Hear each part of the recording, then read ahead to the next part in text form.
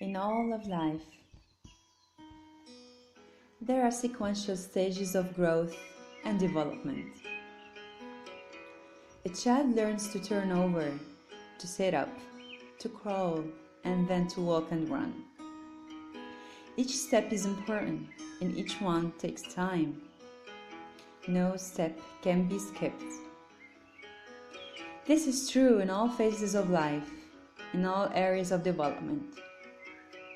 Whether it be learning to play the piano or communicate effectively with a working associate. It is true with individuals, with marriages, with families, and with organizations. We know and accept this fact or principle of process in the area of physical things, but to understand it in the emotional area and human relation, and even in the area of personal character, is less common and more difficult. And even we understand it, to accept it and to live with harmony with it, are even less common and more difficult.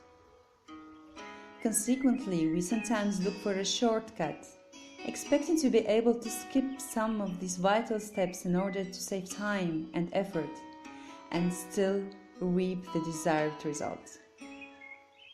What happens when we attempt to shortcut a natural process in our growth and development?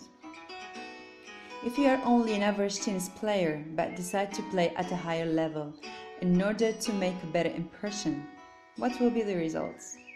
Would positive thinking alone enable you to compete effectively with a professional? The answers are obvious. It's simply impossible to violate, ignore, or shortcut this development process. It is contradictory to nature. Attempting to seek such a shortcut only results in disappointment and frustration. On a 10-point scale, if I'm at level 2 in any field and desire to move to level 5, I must first take the step towards level 3. A 1,000-mile journey begins with the first step and can only be taken one step at a time. If you don't let the teacher know what level you are by asking a question or revealing your ignorance, you will not learn or grow. You cannot pretend for long, for you will eventually be found out. Admission of ignorance is often the first step in our education. How can we remember our ignorance, which our growth requires, when we are using our knowledge all of the time?